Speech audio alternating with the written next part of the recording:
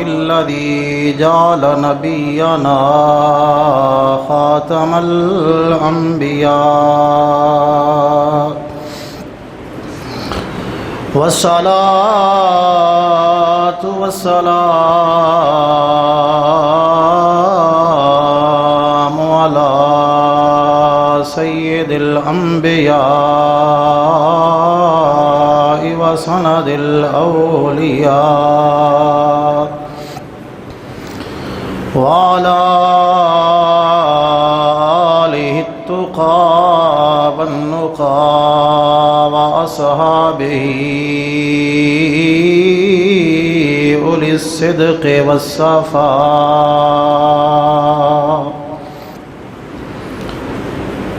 أما بعد فأعوذ بالله من الشيطان الرجيم. بسم الله الرحمن الرحيم.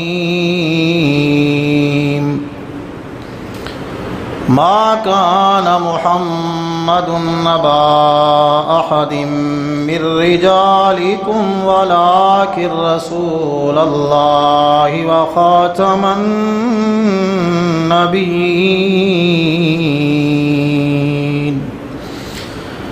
صدق الله مولانا العظيم. إن الله وملائكته يصلون على النبي يا أيها الذين آمنوا صلوا عليه وسلموا تسلیما. تمام حضرات ذوق اور شوق کے ساتھ بآواز بلند پیارے نبی صلی اللہ علیہ وسلم پر درود و سلام پڑھ لیجئے. الصلاۃ والسلام علیک یا سیدی یا رسول اللہ وعلی آلک وصحابک یا سیدی یا حبیب اللہ.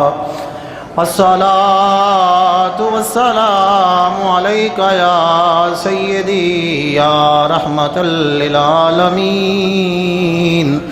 وعلى آلك وصحابك يا سيدي يا خاتم النبيين.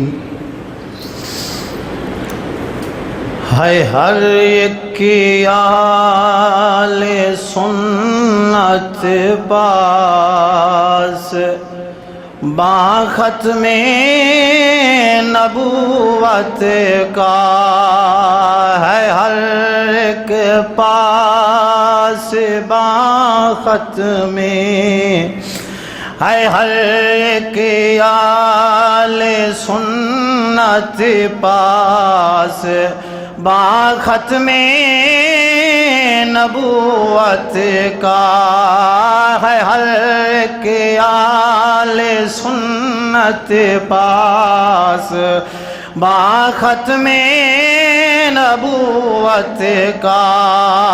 مجاہد ہے ہر ایک پیرو جواں ختم نبوت کا.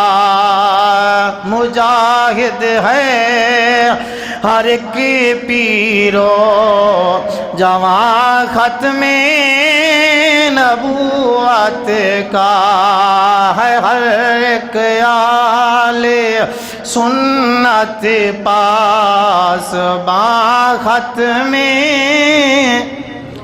یہ والا جملہ تو آپ پڑھ سکتے ہیں نا ختم نبوت کا. ہے ہر ایک آل سنت پاس با ختم نبوت کا. مجاہد ہے ہر ایک پیرو جواں ختم نبوت کا. اور تھے جتنے بھی نبی آئے نبوت ان کی بجتی تھی. تھے جتنے بھی نبی آئے نبوت ان کی بجتی تھی، مگر ہے حشر تک سارا ساما ختم نبوت کا، مگر ہے حشر تک سارا، مگر ہے حشر تک سارا ساما ختم نبوت کا ہے، ہر ایک اہل سنت پاس با ختم، وہ جس کے علم نے میدان سے دوڑایا تھا مرزے کو، بآواز بلند کہہ دیجئے سبحان اللہ، وہ جس کے علم نے میدان سے دوڑایا تھا مرزے کو، ہے شاہ گولڑا وہ پاس با ختم نبوت کا، ہے شاہ گولڑا وہ پاس با ختم نبوت کا، اور ملائک کی جماعت روز و شب وہاں پر اترتی ہے، ملائک کی جماعت روز و شب وہاں پر اترتی ہے، جگر جاری ہمیشہ ہے جہاں ختم نبوت کا، جگر جاری ہمیشہ ہے جہاں ختم نبوت کا، ہے ہر ایک آل سنت پاس با ختم نبوت کا۔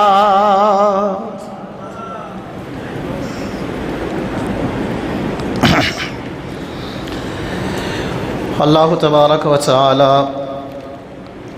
جل مجدہ الکریم کی حمد و ثنا کے بعد، اور حضور نبی دو عالم شفیع اعظم سرور کائنات جناب احمد مجتبیٰ محمد مصطفیٰ صلی اللہ علیہ وسلم کے دربار گوہر بار میں ہدیہ درود السلام عرض کرنے کے بعد، معزز و محترم سامعین و ناظرین، آج کے جمعۃ المبارک کی مختصر حاضری میں میں آپ کے سامنے ایک انتہائی سنجیدہ اور اہم موضوع پر گفتگو کرنے والا ہوں۔ وہ موضوع ہے عقیدہ ختم نبوت۔ کہہ دیجئے سبحان اللہ۔ ختم نبوت ایک اجماعی عقیدہ ہے، ایک اجماعی عقیدہ ہے، اس بات پر پوری امت مسلمہ کا اجماع ہے، اتفاق اور اتحاد ہے کہ سید الانبیاء صلی اللہ علیہ وسلم آخری نبی ہیں، آپ کے بعد کوئی بھی نبی نہیں ہے۔ یہ عقیدہ ہماری جان ہے، یہ عقیدہ ہمارا ایمان ہے، اور یہی عقیدہ خلاصہ قرآن ہے، عقیدہ ختم نبوت۔ نبوت اللہ تبارک و تعالی جل مجدہ الکریم نے 1,24,000 کم و بیش انبیاء علیہ السلام کو عطا فرمائی۔ ہر ایک نبی کے بعد دوسرا نبی آیا تو سابقہ نبی کی شریعت منسوخ ہو گئی، پھر اور نبی تشریف لائے تو سابقہ رسول کی رسالت ختم ہو گئی، یہ معاملہ چلتا چلتا آیا اور باری آ گئی آمنہ کے لال کی، مدینہ کے تاجدار صلی اللہ علیہ وسلم کی۔ تو اللہ تبارک و تعالی جل مجدہ الکریم نے اپنے پیارے محبوب علیہ الصلوۃ والسلام کو آخری نبی بنایا، آخری نبی بنایا۔ لہذا آپ علیہ الصلوۃ والسلام کے بعد جو بے غیرت اور بے ضمیر نبوت کا دعویٰ کرے وہ کافر ہے، اور جو اس کو نبی مانے وہ اس سے بھی بڑا کافر ہے۔ سمجھ آئی اس بات کی؟ جو نبی کریم صلی اللہ علیہ وسلم کے بعد کسی کے لیے اس دروازے کو کھولے اور کسی کی نبوت کا قائل ہو، وہ کون ہے؟ مرتد ہے، کافر ہے۔ جو اس کو مسلمان یا نبی سمجھے وہ اس سے بھی بڑا کافر ہے۔ حق یہ ہے کہ نبی کریم صلی اللہ علیہ وسلم آخری نبی ہے، آپ کے بعد کوئی نبی نہیں آئے گا۔ کئی حدیث مبارکہ میں نبی کریم صلی اللہ علیہ وسلم نے اپنے آخری نبی ہونے کا اعلان فرمایا ہے۔ کئی حدیث مبارکہ میں علماء نے کئی حدیث مبارکہ گنی، 150 کے قریب حدیث مبارکہ خود نبی کریم صلی اللہ علیہ وسلم کی زبان مبارک سے صادر ہوئی۔ حضور نے فرمایا لا نبی بعدی، میرے بعد کوئی نبی نہیں آئے گا۔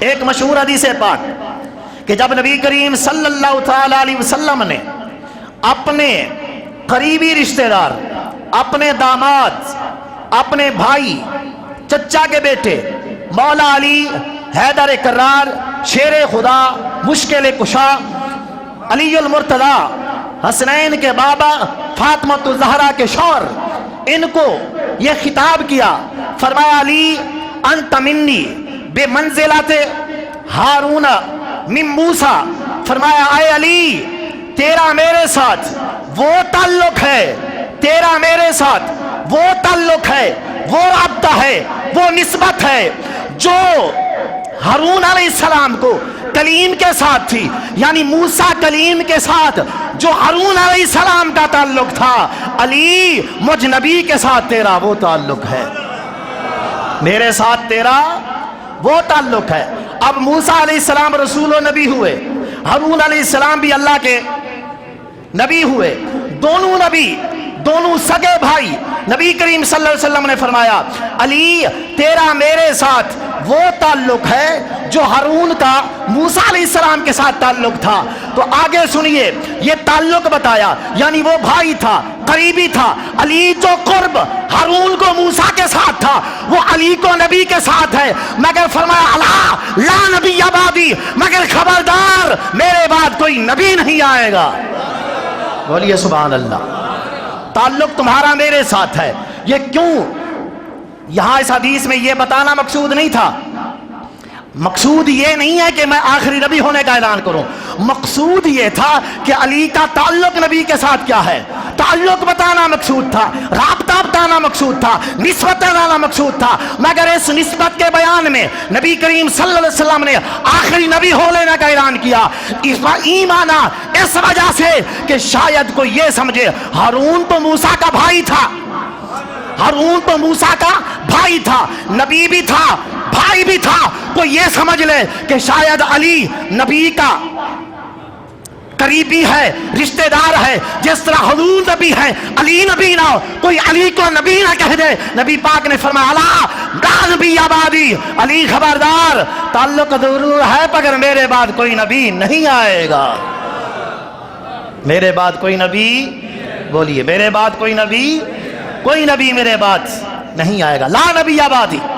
یہاں مقصود علی کی شان بیان کرنا تھا، تعلق بتانا تھا، رشتہ بتانا تھا، نسبت کا اظہار تھا، مگر ساتھ میرے آقا نے فرما دیا لا نبی بعدی، علی خبردار۔ آج ایسے بدبخت بھی یہاں پھرتے ہیں جو معاذ اللہ علی کو نبی سمجھتے ہیں، نعوذ باللہ من ذالک۔ لیکن نبی کریم صلی اللہ علیہ وسلم نے فرمایا علی کا تعلق نبی سے وہ گہرا تعلق ہے جو ایک بھائی کا بھائی کے ساتھ ہوتا ہے۔ اور اس حدیث کی طرف بھی آ جائیں، جب جنگ تبوک کے موقع پر نبی کریم صلی اللہ علیہ وسلم نے صحابہ میں مواخات بنائی تھی، بھائی بھائی بنائے تھے، فلاں فلاں کا بھائی ہے، فلاں فلاں کا بھائی ہے، فلاں فلاں کا بھائی ہے. تو میرے آقا کریم علیہ السلام نے صحابہ کو تقسیم کر دیا، اکیلے علی رہ گئے تھے، تنے تنہا علی رہ گئے. وہ دیر بعد آئے، آ کے عرض کی یا رسول اللہ ہر ایک کا بھائی بن گیا، بھائیوں کو تقسیم کر دیا، فلاں فلاں کا بھائی ہے، میرا بھائی کوئی بھی نہیں، میرا ویر کوئی بھی نہیں، میرا بھائی کوئی بھی نہیں ہے. میرے آقا نے فرمایا علی ہر کسی کا بھائی تقسیم ہو گیا، علی تو کیوں گھبراتا ہے، تیرا میں محمد جو بیٹھا ہوں. چلو سبحان اللہ، اللہ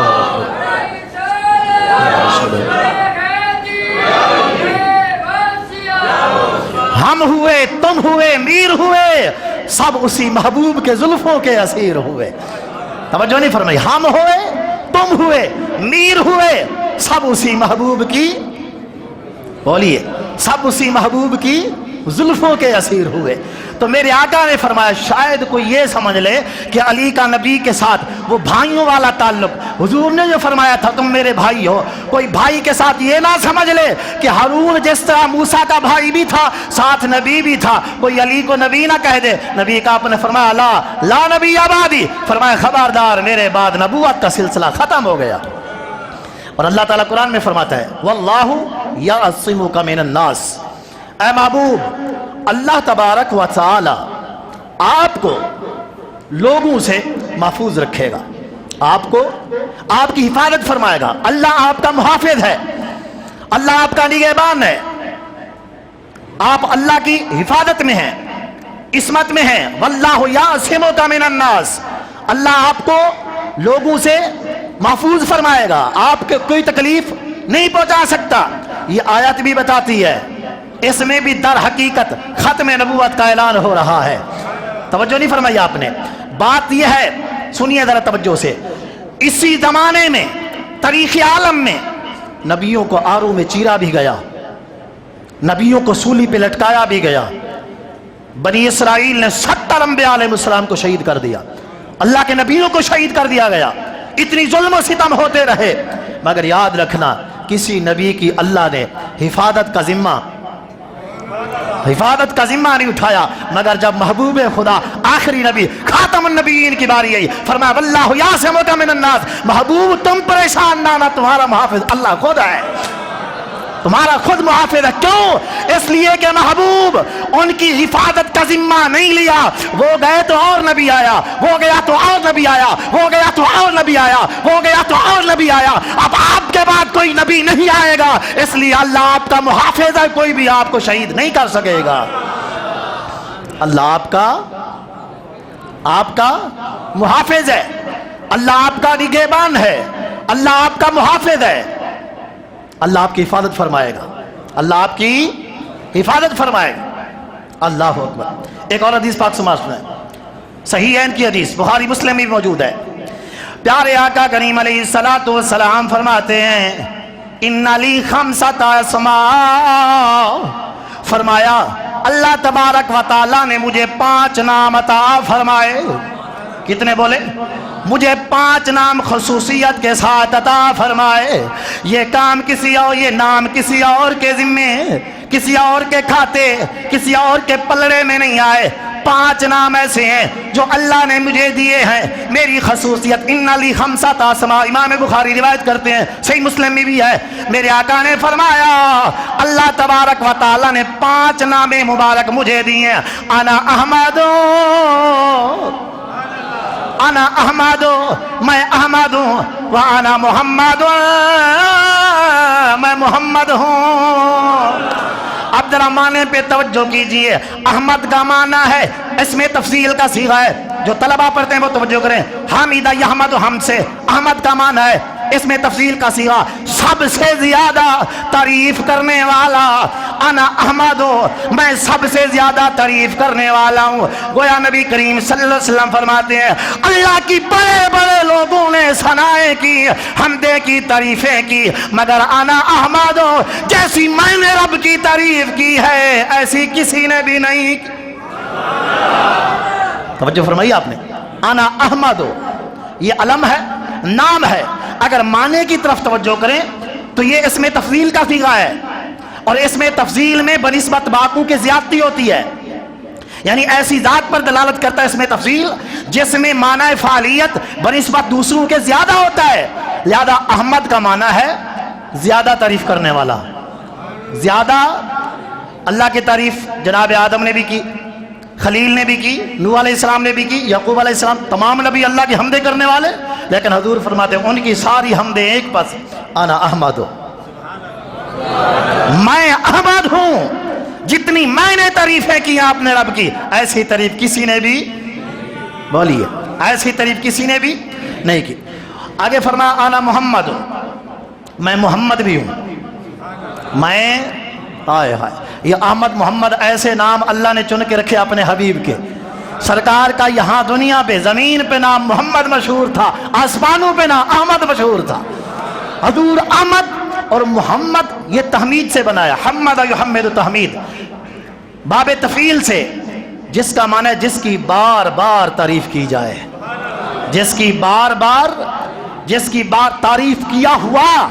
احمد کا معنی ہے تعریف کرنے والا، زیادہ تعریف کرنے والا. محمد کا معنی ہے جس کی بار بار، کسی کی ایک مرتبہ، دو مرتبہ، 5 لیکن محمد وہ ذات ہے آذان کے ساتھ محمد کی تعریفیں ہو رہی ہے، ہر نماز میں مصطفیٰ کی تعریفیں ہو رہی ہیں. حضور نے فرمایا میں احمد بھی ہوں، میں محمد بھی ہوں. اللہ نے بھی بڑی بڑوں کی تعریفیں کی ہیں، مگر جتنی حمد و تعریف اللہ نے اپنے حبیب کی ہے اتنی تعریف کسی نبی کی بھی نہیں کی.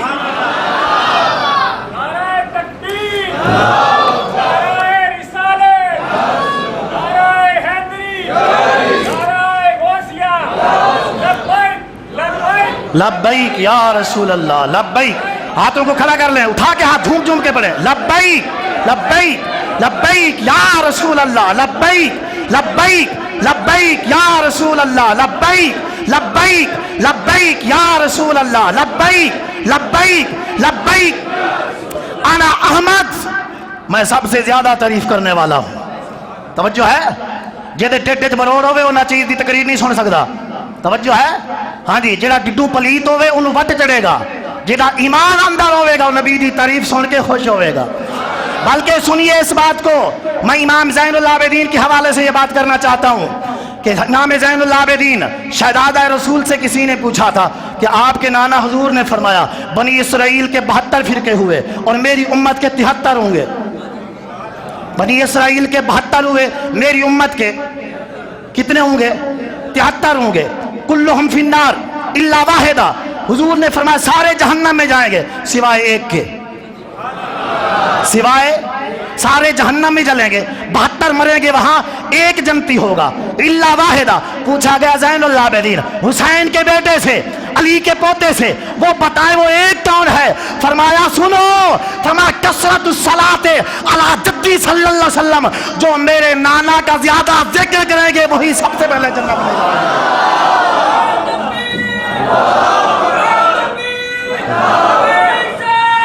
یا رسول اللہ، یا رسول اللہ، یا رسول اللہ.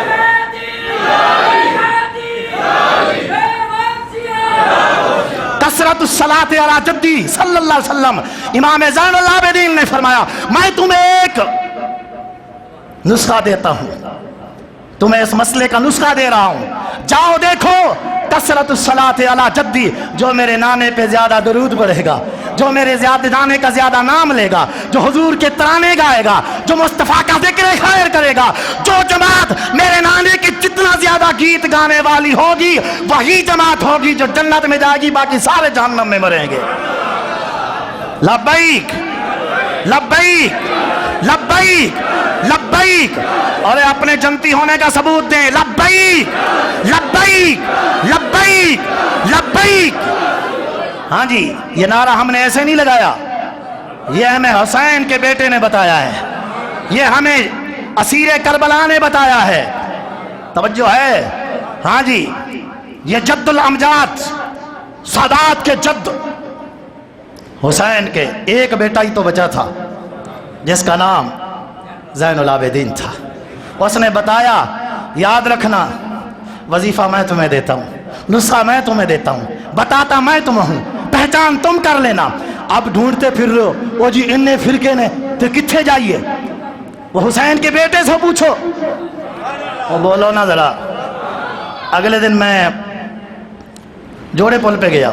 جوڑے پل چوک ہے نا, وہاں گیا. وہاں ایک نعیم واچ والا لڑکا ہے, وہ صاحب کا مسجد میں جمعہ پڑھنے کے لیے آتا تھا. یہاں بھی ایک دفعہ ہے, تو وہ گھڑی کا سیل میں نے ڈلوانا تھا, وہاں رکا. ساتھ ہی ایک ریڑھی والا بابا تھا. اس نے مجھے دیکھا, میرے آس آتا کہ کھڑا ہو گیا. مجھے آ کے کہتا ہے آپ قاری صاحب ہیں؟ میں نے کہا جی میں صاحب تو نہیں ہوں, بہرحال قرآن پاک تو پڑھا ہوا ہوں. وہ ساتھ ہی جو نعیم لڑکا تھا نا, اس کو کہنے لگا, کہتا ہے میں نے ان کو دیکھا نا تو میرا ایمان بول پڑا کہ یار میں ان سے ملوں. میرا ایمان نے مجھے بتایا یہ کٹر سنی ہے. اوے بول, اوے بول بول. کٹر سنی ہے. اس کے چہرے سے مجھے پتہ لگا ہے اس کے دل میں نبی کا بغض, صحابہ کا بغض, اہل بیت کا بغض. یہ نبی کا ذکر کرنے والا ہے, حضور کے گیت گانے والا. میرے ایمان اور دل نے مجھے کہا یہ سنی ہے, میں جا کے اس کے ساتھ سلام کروں.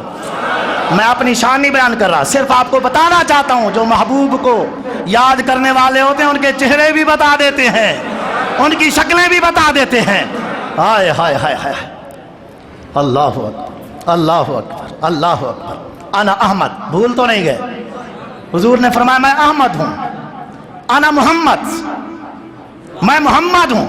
احمد کا معنی زیادہ تعریف کرنے والا, محمد کا معنی جس کی بار بار تعریف کی جائے. کسی دی ایک بارہ, کسی دی دو بارہ, کسی دی ایک سال, کسی دی 2 سال. سارے پاکستان زیادہ تعریف ہو بھی جاوے تے 5 سال.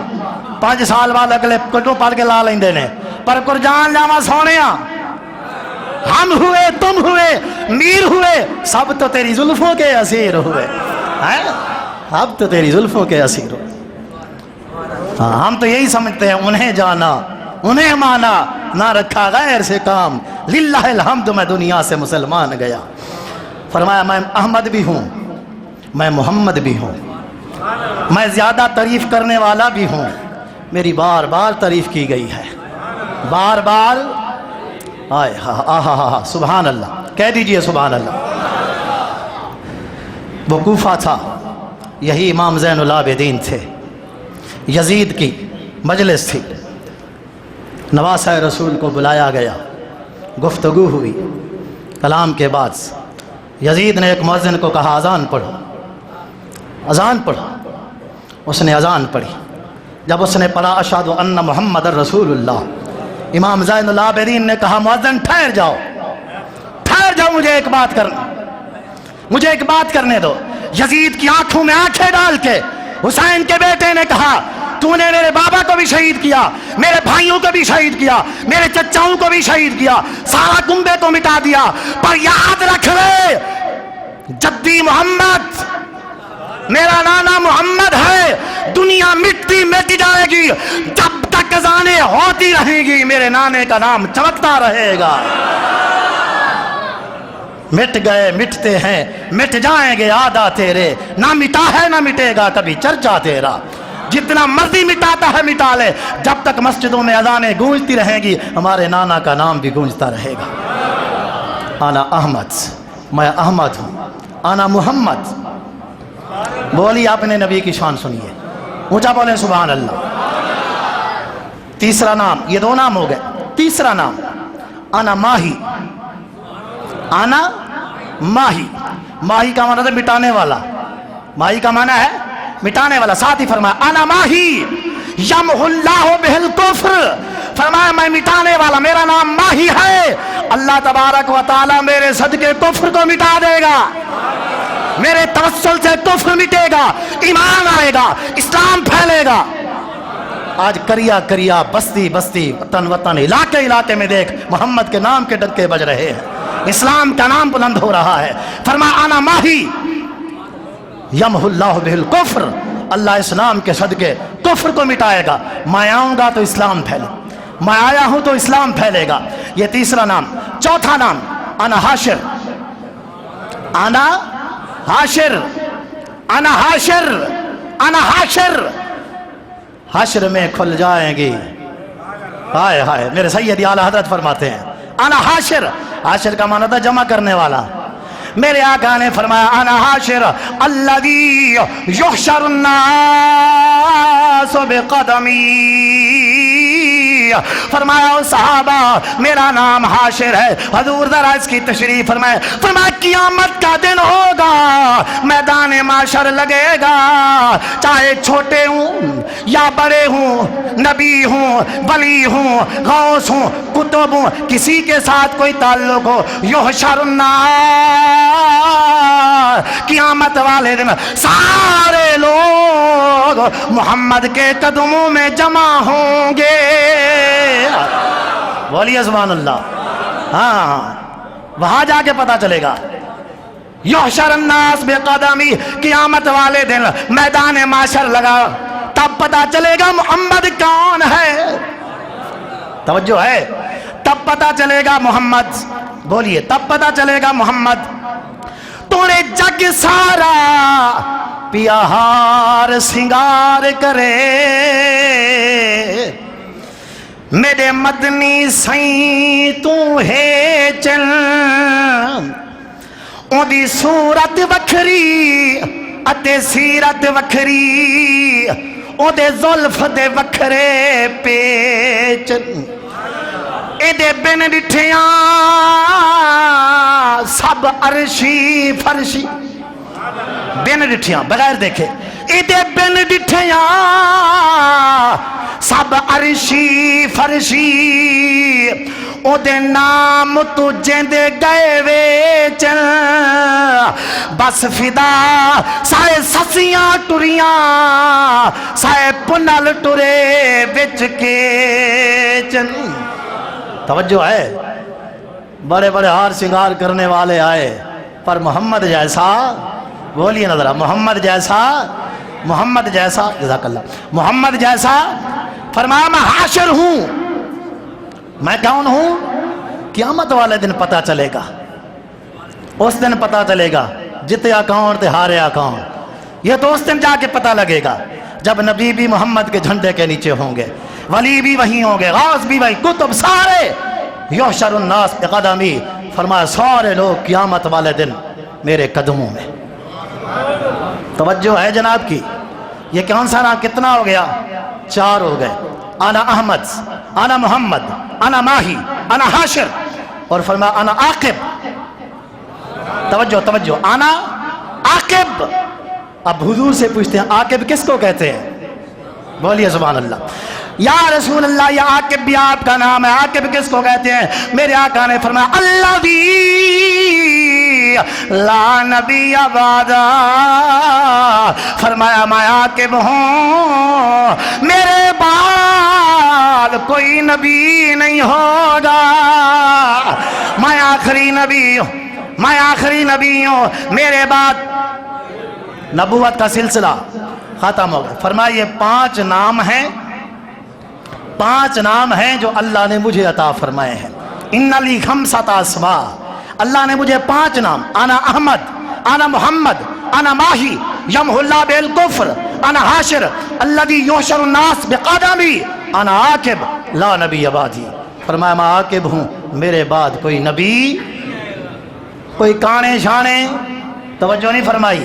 حبیب تو یہ ہے نا جسے دیکھ کے سورج بھی شرما جاتا ہے، سورج بھی شرما جاتا ہے. حضرت عباس رضی اللہ تعالیٰ عنہ فرماتے ہیں مصطفیٰ کے چہرے کی رونق اتنی تھی سورج بھی ہمیں آپ کے سامنے بجھتا نظر آتا تھا. سورج بھی ہمیں. اور اے کانا دجال کنجر 100 سال نہیں ہوئے ہیں. اور جو میں اس کو یہ کہہ رہا ہوں، دجال کہہ رہا ہوں، یہ میں نہیں کہہ رہا، پیارے نبی نے فرمایا. حضور نے فرمایا میری امت میں 30 دجال کذاب آئیں گے. 30 کتنے؟ 30 دجال کذاب آئیں گے جو جھوٹا دعویٰ کریں گے کہ ہم نبی ہیں. ایدہ مطلب ہے سرکار تو بات جن نے بھی دعویٰ کیتا ہے وہ دجال بھی ہے تے او بولو او میری ستی قوم، او دجال بھی ہے تے او کذاب بھی ہے. حضرت ابوبکر صدیق کی ایک بات کرتا ہوں، اونچا بولیں ذرا سبحان اللہ. ہاں یار غار کی بات کرنے لگا ہوں. حضرت جتنے بھی صحابہ کے نام تھے نا، سارے صحابہ کی اپنی اپنی شان ہے، کلہم صحابہ، پر سب سے زیادہ نرم دل صدیق اکبر رضی اللہ تعالیٰ عنہ تھے. سب سے زیادہ نرم دل. کانا رقیق القلب، حدیث میں آتا ہے حضرت ابوبکر صدیق کا دل انتہائی نرم تھا. کوئی ان کے سامنے جنت کا ذکر کرتا تو رو پڑتے، کوئی ان کے سامنے جہنم کی باتیں کرتا تو رو پڑتے، کوئی ان کے سامنے قرآن کی آیت پڑھتا، توجہ نہیں فرمائی، اتنی روتے تھے، بالکل نرم دل تھے، انتہائی نرم دل۔ مگر قربان جائیں ایک وقت وہ بھی آیا، ایک وقت وہ بھی آیا کہ جب مسیلمہ کذاب بدبخت نے، اور یہ جو کذاب مسیلمہ کذاب ہم کہتے ہیں نا، مسیلمہ یہ ایک دعوے دار تھا، نبوت کا دعوے دار، حضور کے دور میں تھا۔ نبی کریم صلی اللہ علیہ وسلم نے فرمایا تھا، قسم اٹھا کے فرمایا، مجھے قسم ہے، میں گواہی دیتا ہوں، کتنے بعدد ذرات التراب، غالباً اس حدیث کے لفظ ہے، حضور نے فرمایا جتنی بھی روئے زمین پر مٹی کے ذرے ہیں ان ذروں کے برابر میں قسم اٹھا کے کہتا ہوں مسیلمہ جھوٹا ہے۔ مسیلمہ بولی، مسیلمہ جھوٹا ہے، کذاب ہے۔ مسیلمہ کذاب اس لیے کہتے ہیں کہ حضور نے کذاب فرمایا تھا۔ اور یہ جنہیں بھی آئے نا خبیث، توجہ ہے، یہ شکل کسی دی بھی دیکھنے دے قابل نہیں سی۔ اب حضرت ابو بکر صدیق جو تھے نا، یہ رقیق القلب تھے، ان کا دل انتہائی نرم تھا۔ اب ادھر مسیلمہ نے پورا جال پھیلا دیا تھا، کتنے لوگوں نے اس کا کلمہ پڑھ لیا اور معاذ اللہ اسے مسلمان سمجھ لیا، نبی بنا لیا معاذ اللہ۔ صحابہ کرام نے مشاورت کی کیا کیا جائے۔ صحابہ میں دو رائے ہوئی، ایک رائے یہ ہوئی سارے ہی ٹر جاؤ، سارے ہی چلو، بوڑھے بھی، جوان بھی، اندھے بھی، سجاکے بھی، چھوٹے بھی، بڑے بھی، ایک بھی نہ رہے، سارے چلو، حضور کے دشمن سے جنگ کریں گے۔ اس عالمی جنگ کا نام ہے جنگ یمامہ۔ یہ ایک رائے یہ ہوئی۔ دوسری رائے یہ تھی کہ ایسا کرتے ہیں کچھ لوگ مدینہ میں رہیں کہ مدینہ ہمارا دار خلافہ ہے، کچھ لوگ وہاں مسیلمہ کے لیے جنگ کے لیے جائیں، تاکہ کوئی پیچھے آ کے ہمارے بچوں کو، چھوٹے بچوں کو، ہماری بیبیوں کو کسی طرح کا کوئی نقصان اور شہر نبی کو کوئی نقصان نہ پہنچا جائے، کچھ یہاں رہ جائیں کچھ وہاں چلے جائیں۔ یہ دو رائے پیش کی گئیں، مگر خلیفہ تھے حضرت صدیق اکبر رضی اللہ تعالیٰ عنہ، جن کا دل اتنی نرم تھا، رقیق القلب تھے، انہوں نے فیصلہ یہ فرمایا، صحابہ اب بات نماز کی نہیں ہے، جنازے کی نہیں ہے، روزے کی نہیں ہے، اب حضور کے دشمن کی بات آ گئی۔ فرمایا بوڑھے بھی ساتھ چلو، چھوٹے بھی ساتھ چلو، اور بچے بھی ساتھ چلو، اندھے بھی ساتھ چلو۔ فرمایا ہماری ماؤں بہنوں عزتوں کے ڈنڈے آ کے خون بھی نوچ لیں تب بھی ہمیں اتنی پریشانی نہیں ہے، اگر مصطفیٰ کا دشمن زندہ رہے گا تو ہمیں سب سے بڑے پریشانی رہے گی۔ اللہ یا رسول اللہ یا لبیک لبیک یا رسول اللہ، لبیک لبیک۔ جو اتنا سخت تھے، اتنا نرم دل ہو کر جب حضور کی ختم نبوت کی بات آئی اور چادیاں پیالیاں بچان والے ہو اور میری نوکری تو میں نکل جاواں گا، ڈب کے مر جائے ایسی نوکری کر دیا، اے دے نالوں تے پکھا مر جاوے بہتارے، پر کسی نبی دے دشمن دے ہاتھ دینا گوارا نہ کردا۔ آج افسوس ہے پروٹوکول دیا جا رہا ہے ان بدبختوں کو، مرزائیوں کو، قادیانیوں کو، احمدیوں کو، سینے سے سینے لگائے جا رہے ہیں۔ او جی کوئی نہیں جی، ہمارے ملک میں رہتے ہیں۔ واہ کیا بات ہے، ابو بکر صدیق کو پتہ نہیں چلا؟ اس نے تو کہا تھا ہمارے بچے، ہماری بیویاں ڈنڈے خون نوچیں مر جائیں، کوئی پرواہ نہیں ہے، مگر ختم نبوت کی باری آ گئی۔ اور میں قربان جو اس جنگ میں نا ایک حضور کے صحابی کے نا یہ ٹانگ کٹ گئی تھی پنڈلی سے، گھٹنے سے یہ پاؤں علیحدہ ہو گیا، کتنی تکلیف ہوتی ہوگی، کبھی آپ نے اندازہ لگایا؟ ہمیں تو ایک تھپڑ کبھی نہیں لگا نبی کی خاطر، یہ ان کا یہ جو ہے پاؤں کٹ گیا، کٹا پڑا پاؤں تھا، پر مصطفیٰ کے نوکر نے اپنے ہاتھ میں وہ پاؤں لیا، پاؤں میں ہاتھ لیا، وہی پاؤں لے کر دشمن کافر کے بوتھے پہ مارا، مار کے بتایا ہر شے برداشت ہو سکتی ہے پر ختم نبوت سے غداری کبھی بھی برداشت نہیں ہو سکتی۔ ہمیں تو صدیق اکبر نے بتایا ہے ابو بکر جتنا بھی نرم دل ہے، مر سکتا ہے، مٹ سکتا ہے، پر ختم نبوت کے ساتھ غداری کبھی بھی کر سکتا، بولو کبھی بھی کر سکتا۔ ہمیں پکی سڑکوں کی ضرورت نہیں ہے، نہ تو بجلی کوئی بات نہیں ہے، وہ سارے دادے بردادے بجلی تو بغیر بھی زندہ رہن کے نہیں رہے. ویسے ہی تھا نا, جب بجلیاں نہیں تھی تب بھی زندہ تھے. رکھو اپنی بجلیاں اپنے پاس, مگر یاد رکھنا دشمن نبی کے ہاتھ میں ہاتھ نہ دو. اس کے ساتھ غداری مسلمان کا کوئی بچہ بھی برداشت. ہاں جی, یہ ایسا عقیدہ ہے کہ اس پر درخانہ دے منڈیاں نو بھی غیرت آ جاندی جے, لوہاراں دے بچیاں بھی غیرت. توجہ نہیں فرمائی. کٹے جسم ہوں تو تب بھی غیرت ان کی جاگتی ہے. وہ اتنی تکلیف ہونے کے باوجود بھی ختم نبوت کے غداروں کے ساتھ تعلق رکھنے کو جائز نہیں دیتے. لیکن افسوس افسوس ان کو پروٹوکول دیا جا رہا ہے, ان کو نوکریاں مل رہی ہیں, ان کو سینے سے لگایا جا رہا ہے. وہ بدبخت جس کو 5 سال سزا ملی تھی, وہ عبدالشکور قادیانی خبیث کو, یہ جناب چناب نگر میں رہتا تھا. ابھی کچھ دن پہلے جو لوگ یہ فیس بک وغیرہ چلاتے ہیں, یہ ویڈیوز کی وائرل ہوئی ہے, اور یہاں سے ہماری حکومت نے اس کو آزاد کیا, رہائی دی. وہ جا کے ڈونلڈ ٹرمپ کے ساتھ اس نے ملاقات ہو گئی. عجیب سی بات ہے, یہاں سے ایک قیدی نکلتا ہے, وہ فوراً وہاں بھی پہنچ جاتا ہے, اور اتنے بڑے دشمن خدا و رسول کے ساتھ ملاقات بھی فوراً ہو جاتی.